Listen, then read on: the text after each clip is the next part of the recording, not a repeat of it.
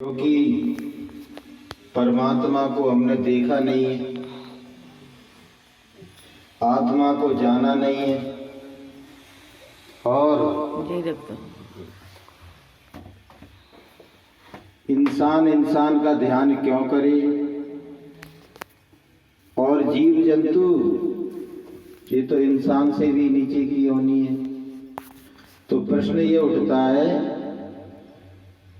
कि वो कौन है जिनका हम ध्यान धरें जिससे भव से तरें। तो संतों ने उत्तर दिया, ध्यान मूलम गुरु मूर्ति, पूजा मूलम गुरु पदा, मंत्र मूलम गुरु वाक्यम, मोक्ष मूलम गुरु कृपा। ध्यान का मूल गुरु की मूर्ति, गुरु का ध्यान, गुरु के स्वरूप का ध्यान करो। क्योंकि गुरुदेव जो हैं वो देह रूप में इंसान जरूर है, लेकिन आत्म रूप में परमात्मा है। वो दोनों हैं, इंसान होते हुए भी वो भगवान है।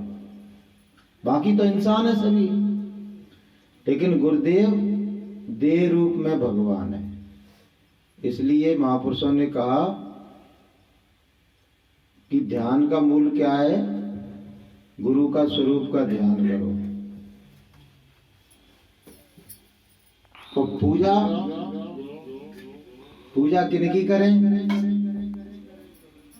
तो इसका उत्तर दिया, गुरु के चरण कमलों की पूजा करो। पूजा मूलम गुरु पदा, पद कहते हैं चरण कमल, उनके चरण कमलों की पूजा करो। हम जगह जगह जाने कौन कौन की पूजा करते रहते हैं, और जो कहा गया है वो बात मानते नहीं है। सिर्फ ये कहा गया है कि आपको ध्यान करना है तो गुरु का ध्यान करो, और पूजा करना है तो गुरु के चरण कमलों की पूजा करो। अब जो आश्रम होते हैं वहां गुरु के चरण कमल के रूप में उनकी चरण पादुकाएं रखी रहती हैं, तो उन चरण पादुकाओं की पूजा करो। और फिर तीसरा प्रश्न आता है, कौन से मंत्र का जाप करें जिससे भवसागर से हम तरें? क्योंकि मंत्र तो बहुत है दुनिया में, कोई एक मंत्र तो है नहीं है। जिसको जो अच्छा लगता है उसका जाप करने लगता है। कोई हमको तो ये मंत्र अच्छा लग रहा है, और ऐसे ही तमाम गुरु भी घूम रहे हैं, वो जो बता देते हैं उनको जो अच्छा लगता है वो आपको बता देते हैं। तो कहा गया, मंत्र मूलम गुरु वाक्यम, गुरु का वाक, जो महापुरुष पहुंचे हुए, जो परमात्मा से मिले हुए हैं, वो जो मंत्र बता दें, वो जो वाक्य बता दें, उस मंत्र का हमको जाप करना चाहिए। अपने मन से नहीं करना चाहिए। भगवान के नाम को मनमाने ढंग से नहीं लेना चाहिए। भगवान के नाम को लेने के लिए पहले बताया गया है कि गुरुदेव की शरण में जाइए, और वो जो मंत्र बताएं उसका जाप करो आप, यदि मुक्ति चाहिए तो। और मुक्ति नहीं चाहिए, परमात्मा से नहीं मिलना है, तो जो अच्छा लगे वो करो। वो कर ही रहे हैं हम तो, जिसको अच्छा लग रहा है, जौन सा देवता अच्छा लगता है उसका ही जाप करने लगते हैं।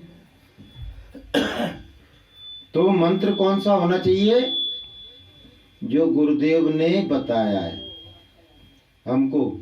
इसीलिए तो भारतीय संस्कृति में गुरु दीक्षा का महत्व है कि सीटी मार रहा है। भगवान का भजन करने के लिए गुरु की दीक्षा जरूरी है। और हमारे संत मत में उसको कहते हैं नाम दान। नाम का दान यानी कि परमात्मा के पवित्र नामों का पहले आप गुरुदेव से दान लो, क्योंकि इंसान चाहे कितनी भी पढ़ाई पढ़ ले, वो चाहे डॉक्टर बन जाए, चाहे इंजीनियर बन जाए, चाहे बैरिस्टर बन जाए, कुछ भी बन जाए, माफ करना, अगर सच्चे गुरु नहीं मिले तो उसके पास परमात्मा का सच्चा नाम भी नहीं है, वो जानते ही नहीं है। दुनिया में 90% लोगों को ये नहीं मालूम है कि हमारे सच्चे पिता परमात्मा का सच्चा नाम क्या है।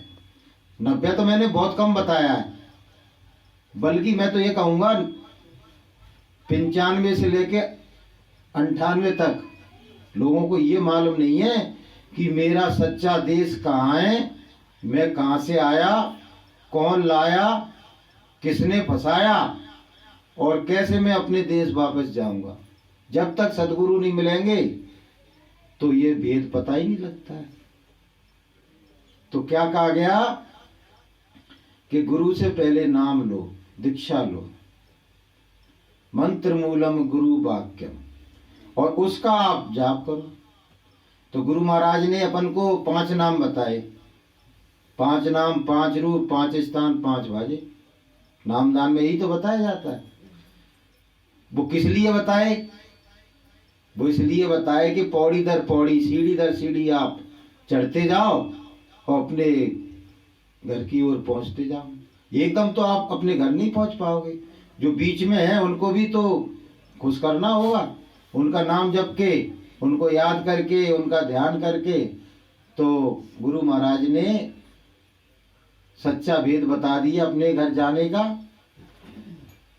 अब हमारा परम सौभाग्य है और परम कर्तव्य ये है हमारा कि गुरु ने जो बताया है हम अपने जीवन में वही करें। गुरु के बताए हुए नाम का सुमिरन करें।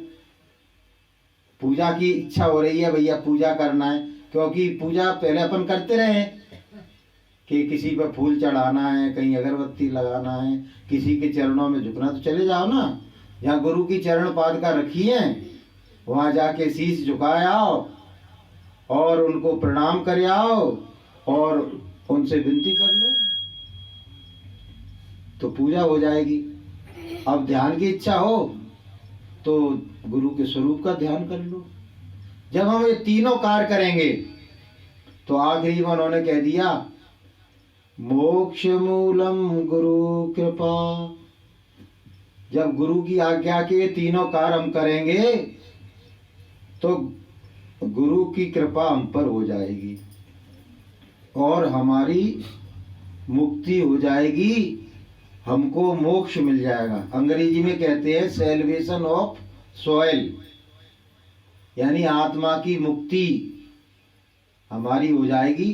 अभी मुक्ति नहीं है, अभी तो आप इस देह में बैठे हो, थोड़े दिन के बाद कर्मों के विधान के तहत पता नहीं कौन सी देह में चले जाओ।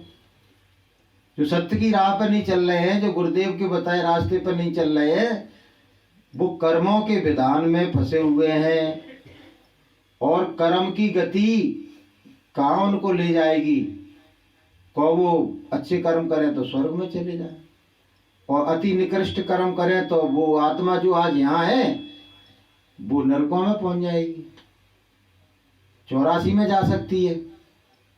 तमाम जीव जंतु परमात्मा ने पहले से ही बना रखे हैं।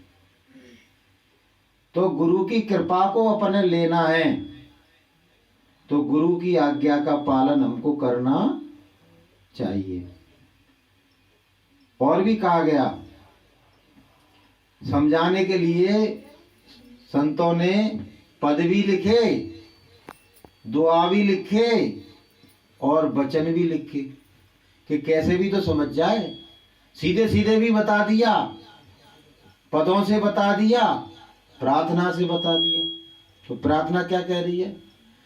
गुरु का ध्यान कर प्यारे, बिना इसके नहीं छुटना, नाम के रंग में रंग जा, मिले तो ये धाम निज अपना।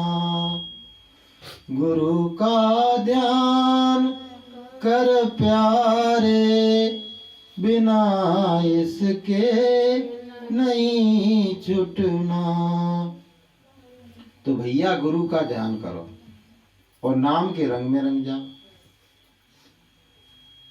नाम के रंग में रंग जाओ और गुरु के स्वरूप का ध्यान करो।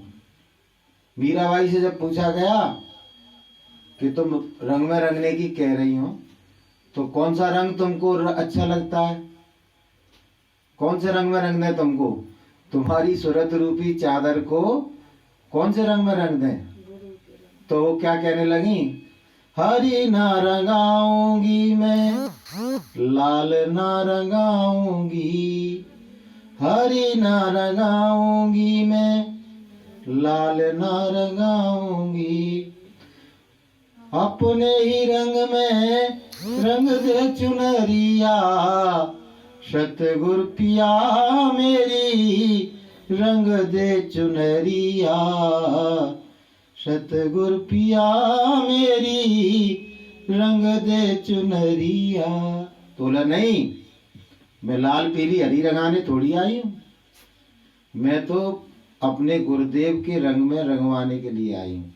जो रंगरेज वहाँ हैं वो सतगुरु हैं और उनसे विनती और प्रार्थना ये की जाती है कि गुरुदेव हमको अपने ही रंग में रंग लो, जैसे आप हो वैसे ही हमको बना लो। हमारी ये आत्मा की पुकार है कि हम आप के रंग में रंगना चाहते हैं, आपको अपना बनाना चाहते हैं और आपके हम होना चाहते हैं। जब इस तरह से हम अपने गुरुदेव से विनती और प्रार्थना करेंगे और गुरु के बताए हुए मार्ग पर चलेंगे तो गुरु की कृपा हमारे ऊपर होगी और निश्चित तौर पर फिर कोई संदेह नहीं है, फिर संदेह नहीं है कोई भी कि ऐसा होगा कि नहीं होगा। नहीं, फिर तो होगा ही। फिर निश्चित तौर पर गुरुदेव की कृपा हम पर बरसेगी और हमारी आत्मा का कल्याण सुनिश्चित है। तो बोलिए प्रेम से जय गुरुदेव।